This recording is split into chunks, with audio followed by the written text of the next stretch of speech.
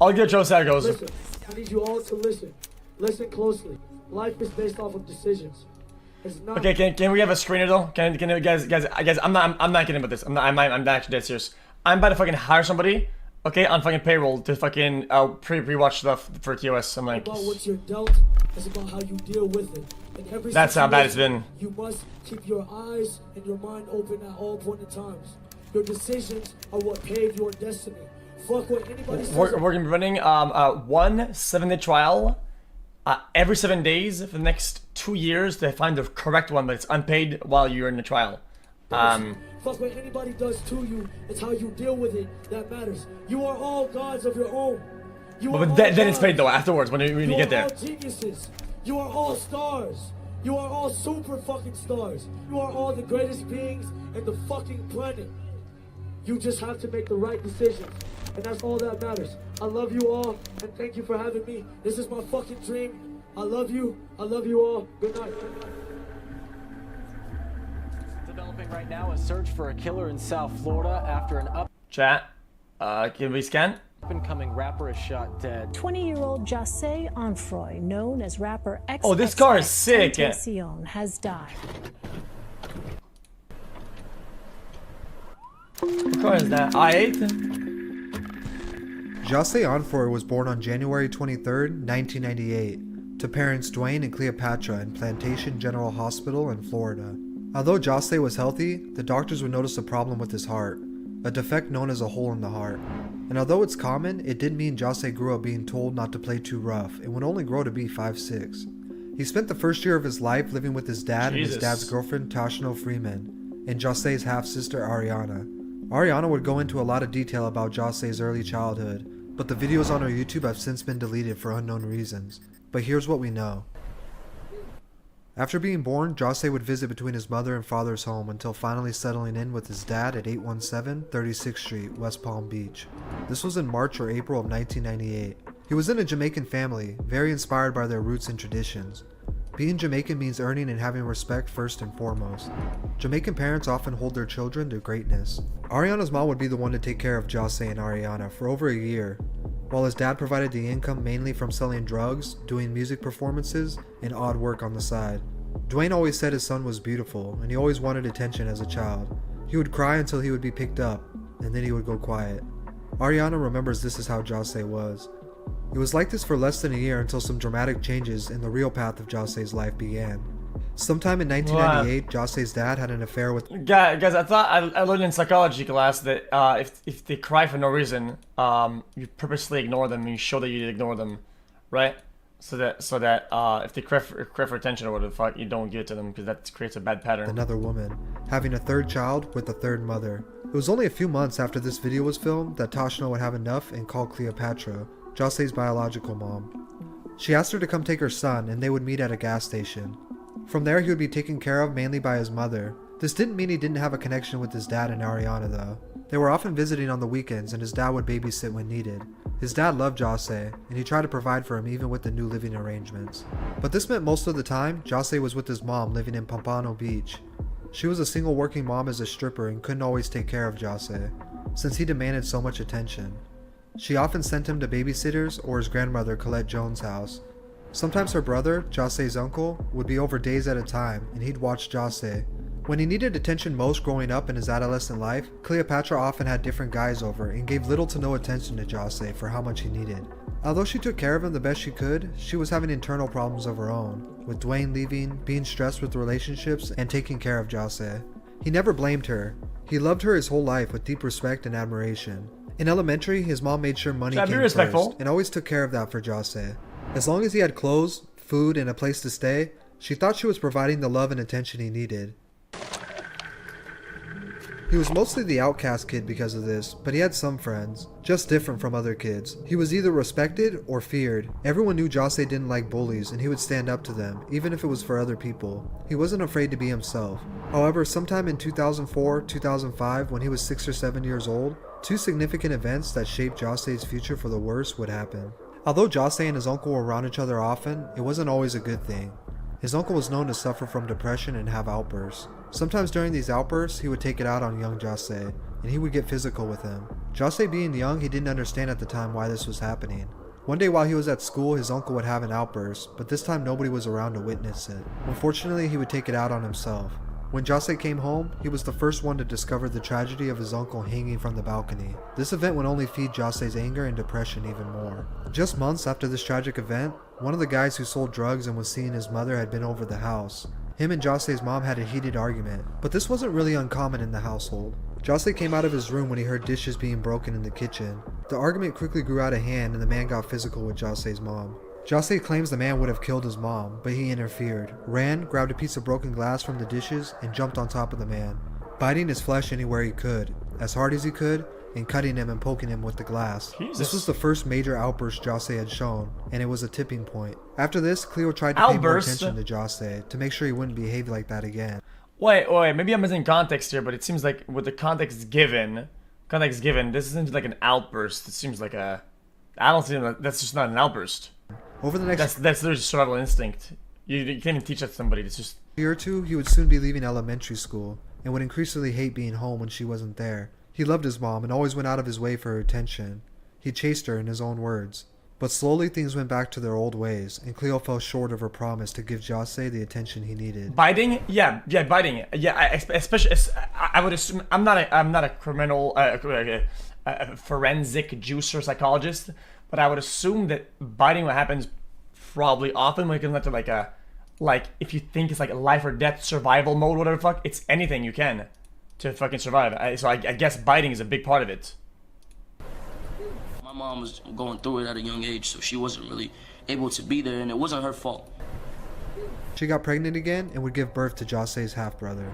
The next years of elementary school into 15? middle school were spent having his aunt babysit him when his mom was gone, and visiting his dad on the weekends where they would go out to eat or the movies. His father was pretty active in his life until this point, but he ran into trouble with the law in January of 2008. Jose's dad had met a man who wanted to buy marijuana in bulk. It was later revealed that the man was an undercover DEA agent. They agreed to sell 800 pounds of marijuana, with Dwayne making the connection along with a few others. A full surveillance team had an investigation and seized over 500 pounds of marijuana. He was arrested with 7 others and held in jail for 2 months before being indicted on March of 2008. The trial would last until 2009. He was sentenced to 9 years in prison for money laundering, conspiracy, and drug trafficking. Jose's dad was a prominent figure in Jose's life, and he provided stability, and just like that, he was gone. Jose started sitting online all day with the laptop he got for Christmas, just talking to people and interacting, something he continued to do for years. Around 2009-2010, Jose was attending Margate Middle School. It wasn't the best school, but it was the perfect fuel for his rage built up. When he wasn't playing PlayStation or Xbox to distract him from the evil shit in the world, he was getting into fights. Bro, I've been fighting this since I was a kid.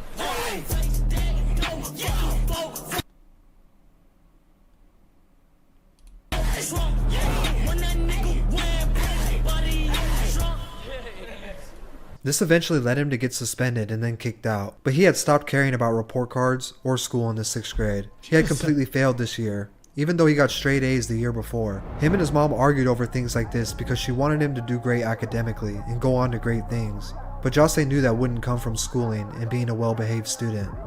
Jose is who he is because of being himself, and his mom didn't understand that part of him. He changed dramatically from 2010 to 2011. He changed his style and his clothes to something more similar that he liked. This was the beginning of a transformation from pretty boy to something unique that represented him better.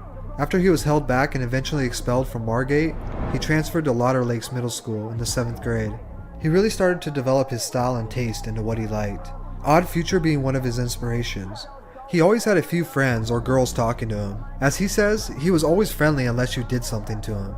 The only subject Jose actually enjoyed was history. Everything else about school just led to more fights. There's something about fighting that Jose loves. He fought for people who couldn't fight for themselves, but he also fought for fun and the thrill. He also admitted to fighting just to get the attention from his mom, because he knew she would have to give him attention after a fight. But over the years, the strain was getting to be too much for his mom. She would take him to stay with his aunt or friends for extended periods of time.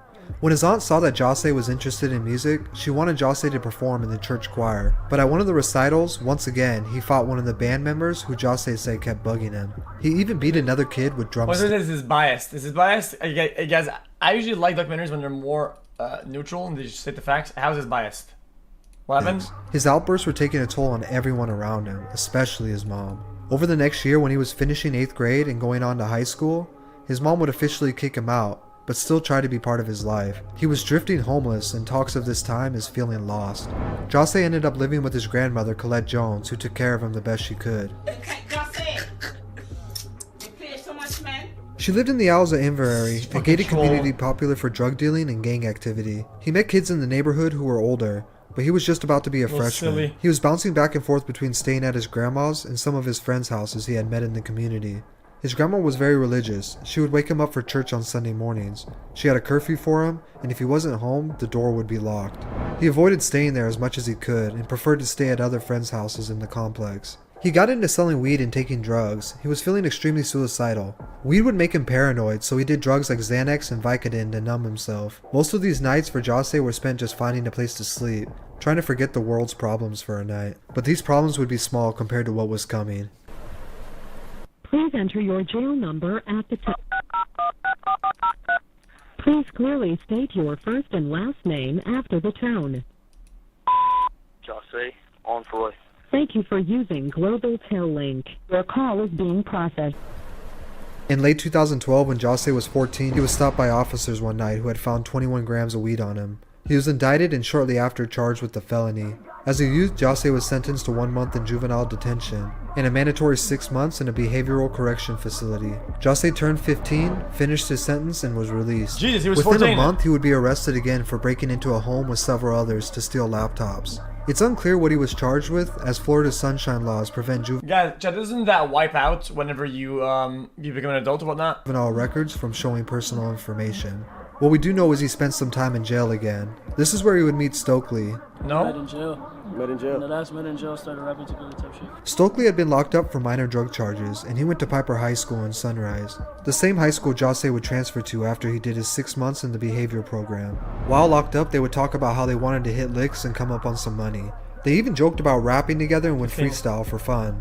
This was the same time when Jose would beat up one of the problem inmates who was transferred into his cell a few days prior. He would later speak on this in his famous No Jumper interview after homophobic allegations came up years later. Right after getting out in early 2013, he was enrolled into Sheridan Behavior Facility. They worked on helping the troubled youth. For an unknown reason, he was kicked out at some time and he didn't want to return to finish it. But he eventually would, and he actually gave recognition to them, saying he did enjoy his time there. He would complete his 6-month program and start high school at Piper in late 2013. Piper High School was a come-and-go school with many people and many faces. There were fights and violence, and Jose's friends would try to keep him out of trouble. But this is Jose. He would fight for any reason. And being in high school, this was only more often. They turned into every week. But slowly what would start to take up more of his time was talking with Stokely about rapping. Tragic, sacrifice insanity for bastards. A little of vanity, more sanity will be cast in half. But I'll leave them half alive in a basket. And if you're not a savage, come to the man. They picked up where they left off with their conversation. They decided they should make a crew, or something like a group, whenever they hit licks. This was the start of their group, Very Rare. One of their friends named Aaron had a snowball microphone and a laptop. Guys, what is a hit the licks? With recording software. What is that? Is that doing a crime? Doing a robbery. On it. It was like a snowball mic. It was like the cheapest mic you could get. It sit on like 3 prongs, Audacity, and like a laptop. That's how we got distorted music. We actually started making the distortion like to the best of our advantage. So we use distortion in our music. They decided to rap because they enjoyed it so much, and it was an attempt to stay out of trouble. They wanted to make songs as a group, so they had all written down stage names for themselves. Jose was the last one to pick one, but he had narrowed it down to a few options.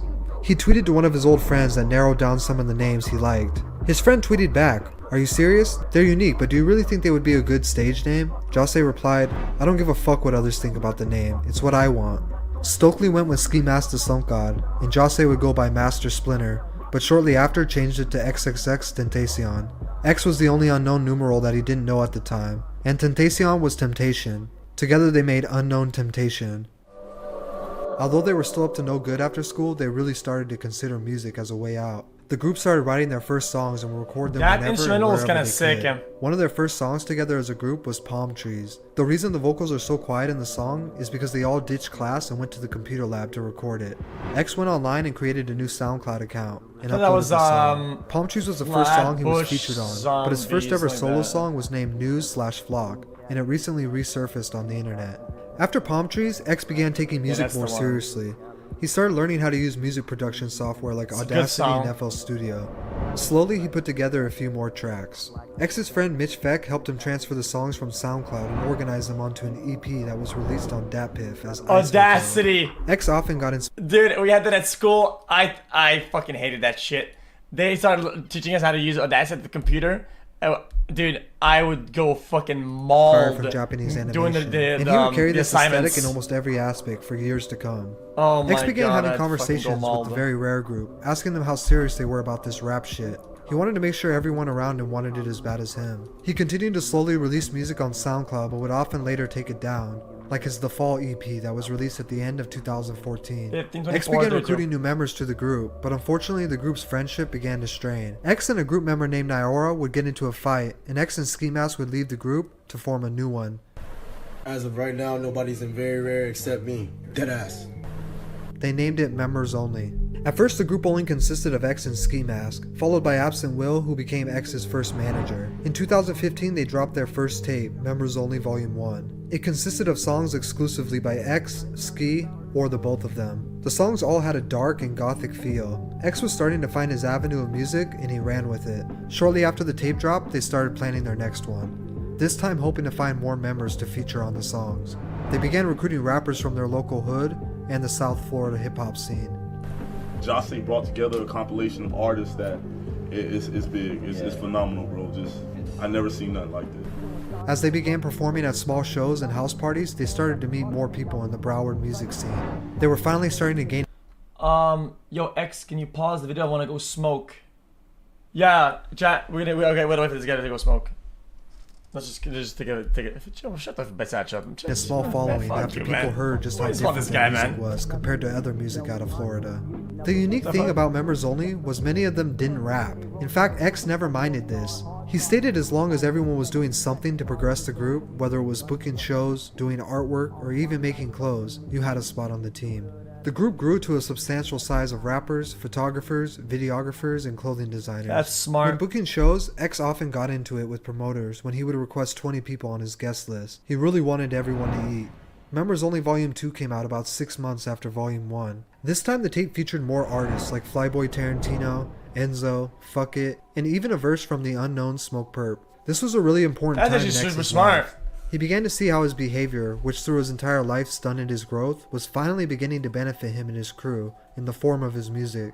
Although he was starting to see the benefits of this behavior, it didn't mean his life was any easier. In fact, he was still fighting and getting into trouble. The group was starting to get recognized as the rowdy kids who started fights. One fight in particular is that would be the boner filmed and guy? uploaded to World Star Hip Hop, giving Oh! Wait. You said 15 to what? Hold up. TOS was for what? Wait, we already passed it. Started fights.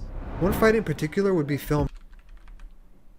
Among other things, ultimately led to him being expelled from Piper High School. Even though his SoundCloud following was still small, his Twitter had a few thousand followers as a result of the fight videos. He would try to tweet all of his followers and get to know them, networking and making new friends every day. X began to enjoy the idea of figuring out social platforms and how to utilize them to his advantage. An early example of this was him removing songs from his SoundCloud to create a sense of scarcity to his music. Almost immediately people began to search for these lost songs. X would later quote he hoped one day his lost music would be searched for and traded around like Pokemon cards. Too much of anything is a horrible thing. NFTs? None of nothing. Like if you don't supply and there's a heavy demand, when you drop anything or you give out, it's gonna skyrocket. According to Google Trends, what was that? If you don't supply and there's a heavy demand, when you drop anything or you give out, it's gonna Yeah, this is Mark Roberts' strat. skyrocket. According to Google Trends, it was the summer of 2015 when his name started to circulate the most, and locals were starting to know about him. No, I'm At not this even point, kidding. he could It literally guarantee a is. few thousand plays every time he dropped a new song online. With X at the forefront of the group, they began getting paid a little bit of money for their shows. And people in Florida stated they were so infectious that soon after, other aspiring rappers throughout the region were trying to emulate them.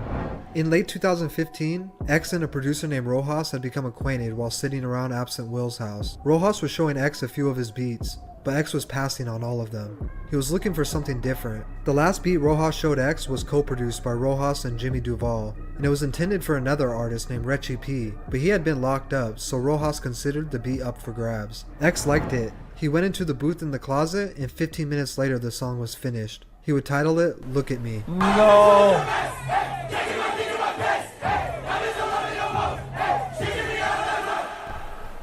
For a generation of kids on the brink of the That's worst mental health classic. crisis in decades, X's music spoke to them. Much like how he stood up for the kids at school who couldn't help themselves.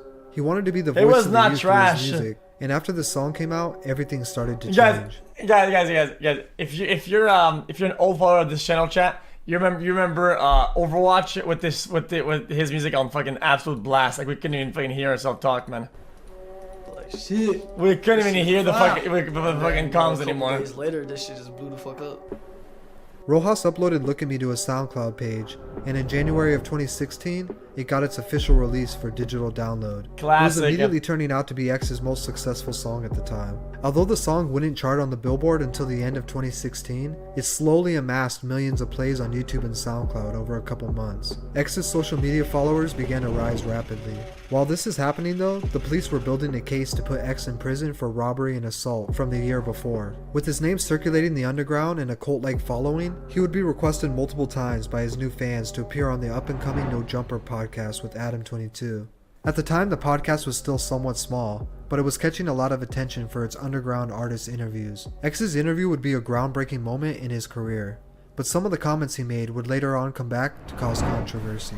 This is around the time he was dating a girl named Geneva, and they would quickly move in together. He states the relationship was perfect at first, but he admits this was a bad time in his life where he felt insecure and alone. Although things would quickly go bad in their relationship, he states she was always there for him through a tough part of his life. I lived with my ex for like a couple, like almost a year. I was literally going insane, and she was my safe haven. Like I would go to her. She was what I wanted. She was everything for me. Shortly after, X was booked for his 2015 robbery and assault charges. He was held at Broward Regional Detention Center in Fort Lauderdale. He would be held for a few months before agreeing to house arrest. Look, I look like a cyborg, dog. Get off my leg! Upon release, issues with his girlfriend Geneva would get worse after she admitted to sleeping with another man while he was away. These events would later form the allegations of domestic violence between the two. In October, he would be arrested once again for these allegations, and he would plead not guilty, but was still held for violating his house arrest. He would stay locked up for over 6 months. While behind bars, a combination of the allegations against him, along with the start of a beef with rapper Drake, would inevitably bring his name in front of a whole new audience. After Drake released a song titled KMT in early 2017... Wait, that was a mugshot? Wait, really? I'm just looking. Look, that looks better than all my fucking government pictures and shit for the longest Fans time. immediately noticed it carried a very similar cadence to X's Look at Me. Why? Look at man.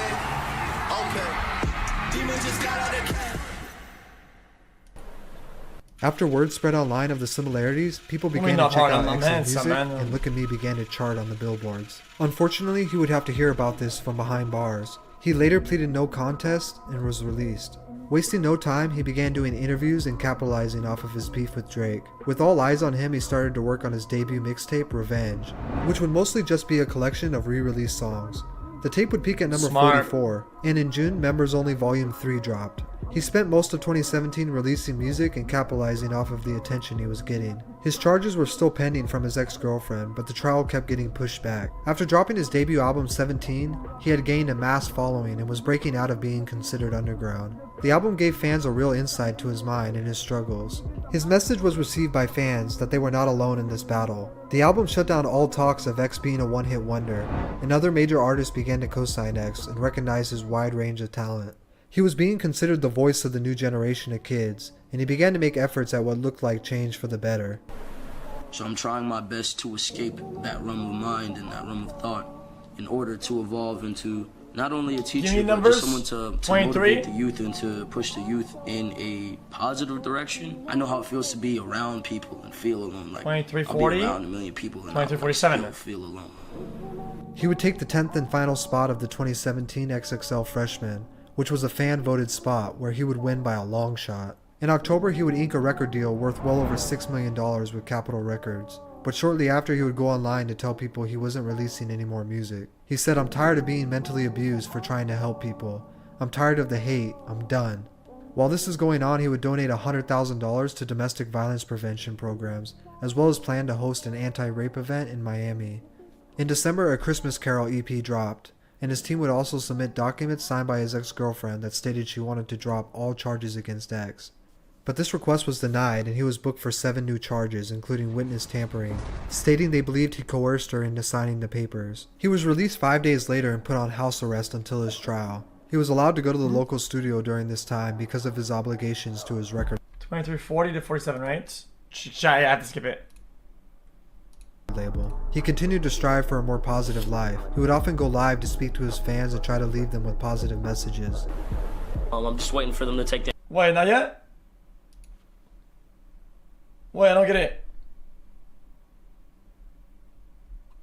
ankle monitor off. They said they were only going to keep me on the ankle monitor for like 2 months. But I'm not supposed to be on the ankle monitor much longer. Like I said, if you guys ever want to speak, or if there's ever anything that you want to say to me, or even just to vent, my Instagram DMs or my Twitter DMs. He launched his YouTube channel and began vlogging and connecting with fans through it. He also started his Helping Hands challenge, where he would go to different schools and donate items, speaking to the kids about their future. He released his song Hope, which was dedicated to the school shooting survivors, and sent his condolences. He began recording music for his second album. The album was released on March 25th, 2018, and it was titled ? XXXTENTACION would make SoundCloud rap history, as his album debuted at #1 on the charts. His single Sad reached #7, giving him his first ever top 10 song. I mean, that's not gonna win hard though. That's 40, right? Uh-oh. Just did came, then in the shop. Okay. Yeah, then some people with the gun show up at the car, and you could see some recoil.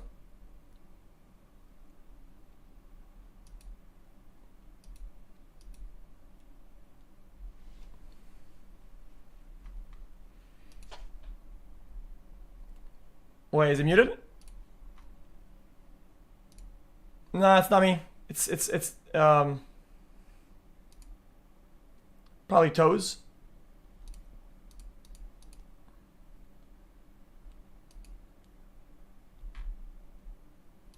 The rest got DMC'd apparently. Oh, they probably put a sad song or whatever. That's part of his